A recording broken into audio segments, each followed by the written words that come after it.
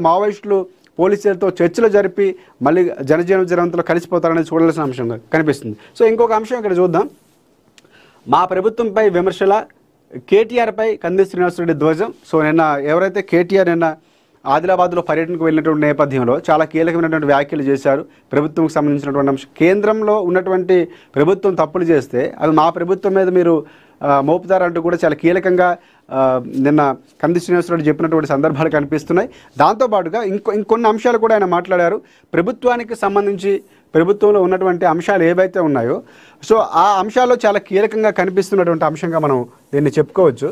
So ఇక్కడ ఆయన ముందు నుంచి కూడా అంటే ప్రభుత్వ విధానాలు ఏవైతే ఉన్నాయో, అంటే గతంలో బీఆర్ఎస్ పార్టీ 10 ఏళ్ల పాటు పరిపాలించింది. సో రైతులకు మీరు ఏం చేశారు, రుణమాఫీ చేస్తామని చెప్పారు, చేస్తారా? కానీ ఏకకాలంలోనే ఒకేసారి 2 లక్షల రూపాయలు రుణమాఫీ చేసినటువంటి సందర్భాలు ఉన్నాయని కూడా కేఎస్ఆర్ చెప్పినటువంటి సందర్భాలు ఉన్నాయి.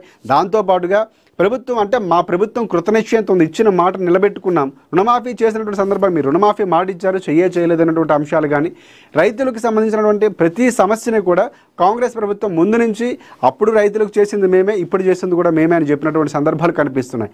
కేటీఆర్ కానీ అలాగే అక్కడ ఉన్నటువంటి నాయకులు ఎవరైతే ఉన్నారో బీఆర్ఎస్ పార్టీ నాయకులకు సంబంధించి ఏమీ చేయకుండా ఆర్భాటాలు చేయడం ఎందుకు అనేటువంటి ప్రశ్నలు లేవనెత్తినటువంటి సందర్భాలు, కేంద్ర ప్రభుత్వం తప్పులు ఏవైతే కొన్ని యాప్లు స్టార్ట్ చేశారు, ప్రధానంగా ఏ సమస్యలు వచ్చాయో ఆ యాప్కు సంబంధించినటువంటి సమస్యలు కేంద్ర ప్రభుత్వానివే.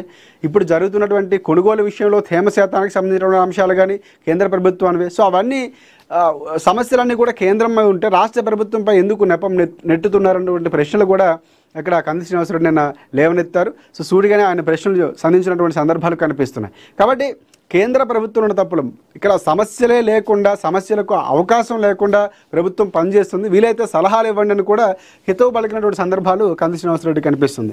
ఇంకా ఆపరేషన్ కగార్ సక్సెస్ అయినట్లయినా ఎన్కౌంటర్పై ప్రొఫెసర్ హరగోపాల్కి సంబంధించినటువంటి కొన్ని అంశాలు, ఐబామ్ రవి కేసులో ఈడీ రంగప్రవేశం ఉన్నటువంటి వార్త కూడా కనిపిస్తుంది. ఐబామ్కి సంబంధించిన అంశాలు వరుసగా మనం చూస్తున్నాం. తన ఇంటి పేరునే ఐగా మార్చి రవి అక్కడ చేసినటువంటి అంశాలు, ఆయన పూర్తిగా క్షమాపణలు చెప్తూ ఒక ట్వీట్ కూడా బయటకు వచ్చింది. ఇవన్నీ అంశాలు మనం చూస్తున్నాం. ఆయన నేపథ్యం ఒక కిక్కు కోసం మొదలైనటువంటి సినిమా ప్రయాణం, సినిమాల కోసమే సినిమాలు చూస్తూ ఉంటాం, కాకపోతే సినిమాలు చూడడం కోసం తను ఒక కిక్, తను ఫస్ట్ ముందు నేనే చూడాలి ఆ ఎగ్జైట్మెంట్ కోసం తను స్టార్ట్ చేశాడు. సో అక్కడి నుంచి స్టార్ట్ చేసినటువంటి అంశం ఈరోజు చాలామందికి ఐబామ్లో సినిమా అంటే ఈజీగా మనం థియేటర్కి వెళ్లకుండా ఫ్యామిలీ మెంబర్స్ అందరూ మన సినిమాలో మన టీవీలో పెట్టుకుని కూర్చొని చూడొచ్చు. సో అలాంటి ఒక రకంగా ఫ్యాన్ ఫాలోయింగ్ కూడా ఉంది, చాలా పాజిటివ్గా రెస్పాండ్ వస్తుంది.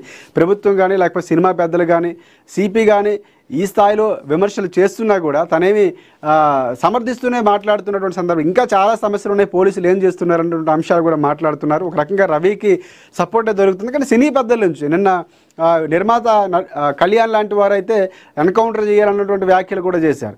సో చిరంజీవి కానీ లేకపోతే ఎవరైతే రాజమౌళి కానీ వీళ్ళందరూ వెళ్ళి కృతజ్ఞత చెప్పినటువంటి సందర్భాలు నాగార్జునతో పాటుగా సిపికి. సో ఇవన్నీ కూడా కనిపిస్తున్నటువంటి అంశాలు. సో మావోయిస్టులారా, ఇందాక మనం మాట్లాడుకుంటే అంశాలే, అర్బన్ నక్సల్స్ మాటలు నమ్మి ప్రాణాలు కోల్పోద్దు. ఇక్కడ ఎవరైతే ఉన్నారు నక్సల్స్, వీరి మాటలు నమ్మి మీరు మోసపోవద్దు.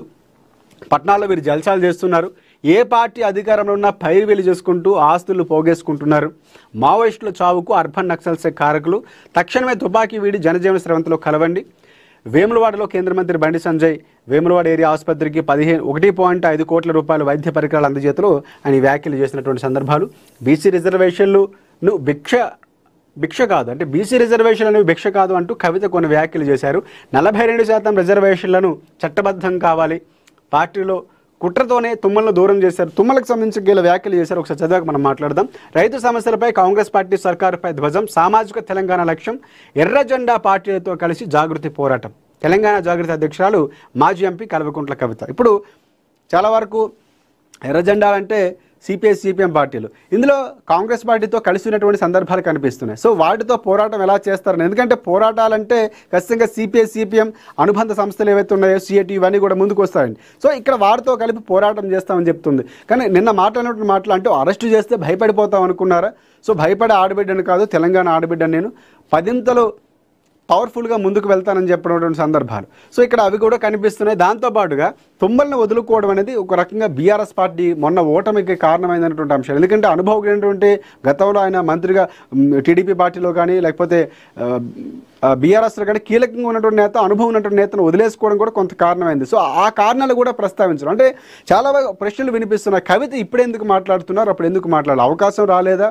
మాట్లాడనివ్వలేదా, మాట్లాడే ప్రయత్నం చేసినా మాట్లాడినా కూడా తీసుకోలేదా? ఇవన్నీ ప్రశ్నలు ఉత్పత్తి అవుతున్నాయి. కానీ బయటకు వచ్చాక తను స్వతంత్రంగా ఎదగాలి, తను కూడా ఒక రిప్రజెంట్ అవ్వాల్సిన అవసరం ఉందన్నటువంటి నేపంతోనే తన ఆహార్యం మార్చినటువంటి సందర్భం కనిపిస్తుంది, తన భాష మార్చినటువంటి సందర్భం కనిపిస్తుంది, తను వెళ్ళే రూట్ మార్చినటువంటి సందర్భం కనిపిస్తుంది. ఇవన్నీ కూడా ఎదిగేందుకు ప్రయత్నం చేస్తున్నారు, పార్టీ పెట్టబోతున్నారు. ఇవన్నీ అంశాలు వచ్చాయి. కానీ ఇప్పట్లో జరిగేది లేదు, ఖచ్చితంగా జరగబోతుందని మాత్రం విశ్లేషకులు చెప్తున్నటువంటి సందర్భాలు కనిపిస్తున్నాయి. ఇక్కడ కవిత అంశంలో చూసుకుంటే 42% రిజర్వేషన్లు చట్టబద్ధం. ఎందుకంటే బీసీల నినాదం ముందు మహిళలకు సంబంధించిన రిజర్వేషన్ల కోసం ఢిల్లీలో ధర్నా చేసినటువంటి సందర్భం కనిపించింది కవిత.